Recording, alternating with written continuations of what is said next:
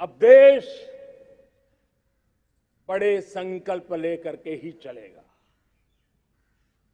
बहुत बड़े संकल्प लेकर के चलना होगा और वो बड़ा संकल्प है विकसित भारत। अब उससे कुछ कम नहीं होना चाहिए। बड़ा संकल्प। दूसरा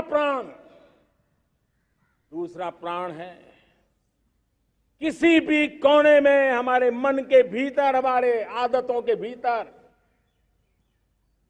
गुलामी का एक भी अंश अगर भी अभी भी है तो उसको किसी भी हालत में बचने नहीं देना। अब 100%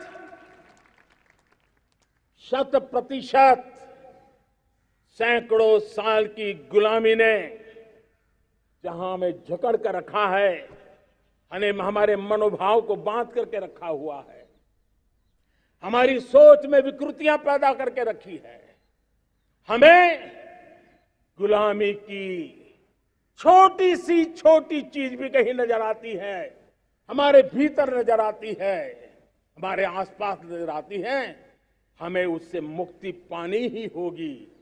ये हमारा दूसरी प्राण शक्ति है। तीसरी प्राण शक्ति, हमें हमारी विरासत पर गर्व होना चाहिए। हमारी विरासत के प्रति, क्योंकि यही विरासत है जिसने कभी भारत को स्वर्णिम काल दिया था,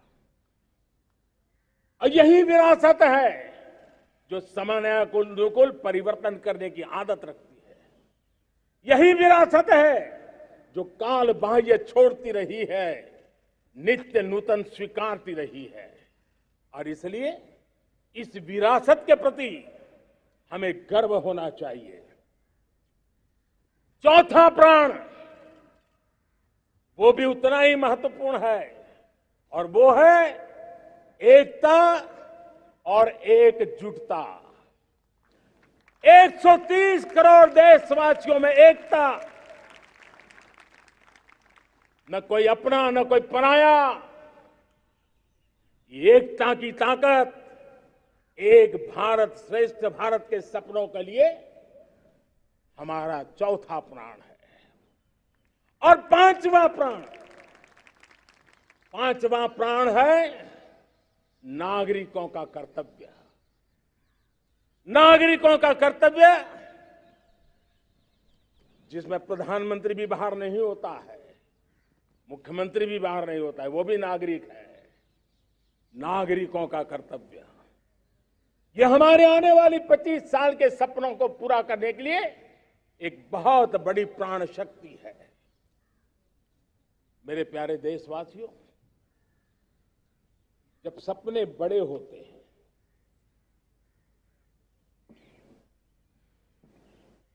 जब संकल्प बड़े होते हैं, तो पुरुषार्थ भी बहुत बड़ा होता है, शक्ति भी बहुत बड़ी मात्रा में जुट जाती है।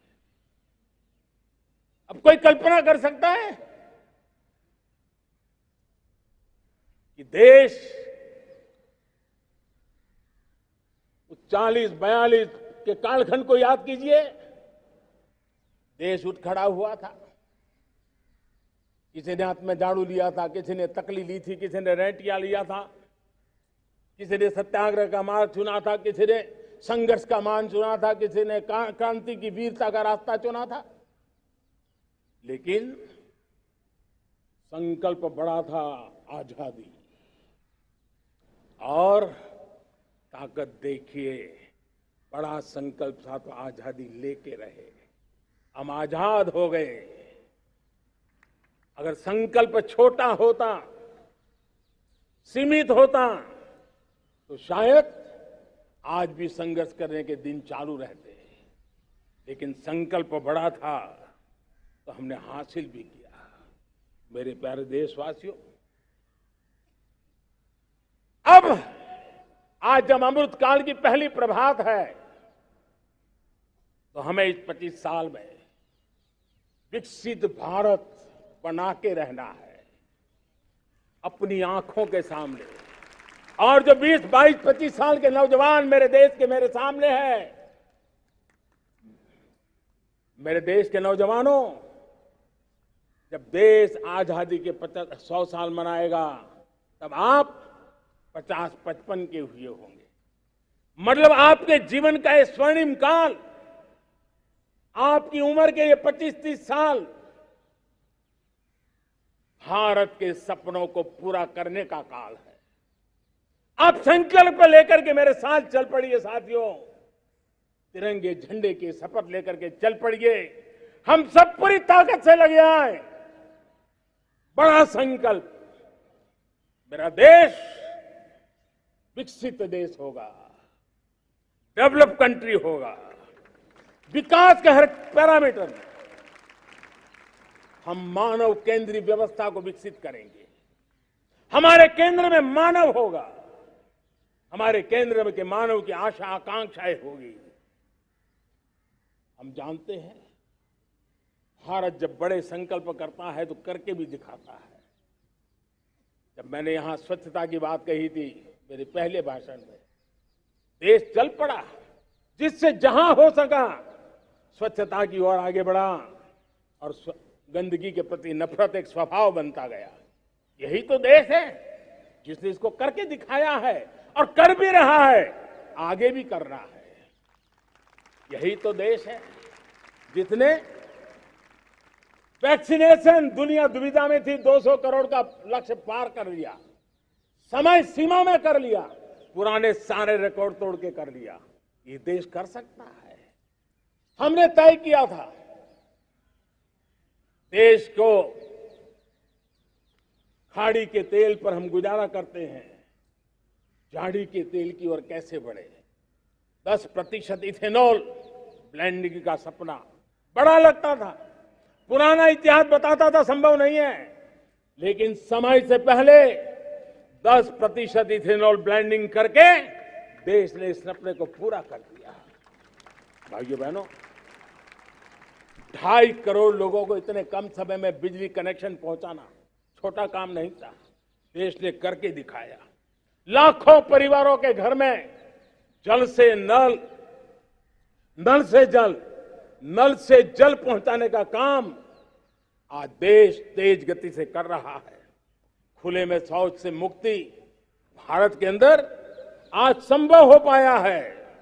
मेरे प्यारे देशवासियों, अनुभव कहता है कि एक बार हम सब संकल्प लेकर के चल पड़े तो हम निर्धारित लक्ष्यों को पार कर सकते हैं। रिन्यूएबल एनर्जी का लक्ष्य हो,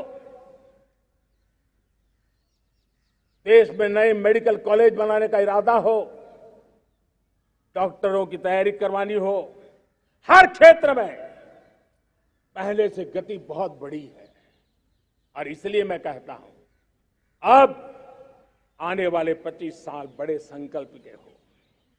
यही हमारा प्राण, वही हमारा प्रण भी होना चाहिए। दूसरी बात मैंने कही है, उस प्राण शक्ति की मैंने चर्चा की है कि गुलामी की मानसिकता। देश की सोचिए भाइयों, कब तक दुनिया हमें सर्टिफिकेट बांटती रहेगी? कब तक दुनिया के सर्टिफिकेट पर हम गुजारा करेंगे? क्या हम अपने मानक नहीं बनाएंगे? क्या 130 करोड़ का देश अपने मानकों को पार करने के लिए पुरुषार्थ नहीं कर सकता है? हमें किसी भी हालत में औरों के जैसा दिखने की कोशिश करने की जरूरत नहीं है। हम जैसे हैं वैसे, लेकिन सामर्थ्य के साथ खड़े होंगे, ये हमारा मिजाज होना चाहिए। हमें गुलामी से मुक्ति चाहिए। हमारे मन के भीतर दूर दूर 7 समंदर के नीचे भी गुलामी का तत्व नहीं बच रहना चाहिए। और मैं आशा देखता हूं, जिस प्रकार से नई राष्ट्रीय शिक्षा नीति बनी है, जिस मंथन के साथ बनी है, कोटि कोटि लोगों के विचार प्रवाह को संकलित करते हुए बनी है, और भारत की धरती की जमीन से जुड़ी हुई शिक्षा नीति बनी है। रसकस हमारी धरती के मिले हैं। हमने जो कौशल्य पर बल दिया है, ये एक ऐसा सामर्थ्य है जो हमें गुलामी से मुक्ति की ताकत देगा। हमने देखा है कभी कभी तो हमारी टैलेंट भाषा के बंधनों में बन जाती है। ये गुलामी की मानसिकता का परिणाम है। हमें हमारे देश की हर भाषा पे गर्व होना चाहिए। वो हमें भाषा आती हो या ना आती हो, लेकिन मेरे देश की भाषा है, मेरे पूर्वजों ने दुनिया को दी हुई ये भेंट सौगात है, हमें गर्व होना चाहिए। मेरे साथियों, आज डिजिटल इंडिया का रूप हम देख रहे हैं, स्टार्टअप देख रहे हैं। कौन लोग हैं? ये वो टैलेंट है जो टियर 2, टियर 3 सिटी में किसी गांव गरीब के परिवार में बसे हुए लोग हैं। ये हमारे नौजवान हैं जो आज नई नई खोज के साथ दुनिया के सामने आ रहे हैं। गुलामी की मानसिकता हमें उसे तिलांजलि देनी पड़ेगी। अपने सामर्थ्य पे भरोसा करना होगा। It's great to see you here. Thank you for watching our work. If you haven't subscribed yet, don't forget to click the bell icon and subscribe to Mojo Story and support independent, robust journalism.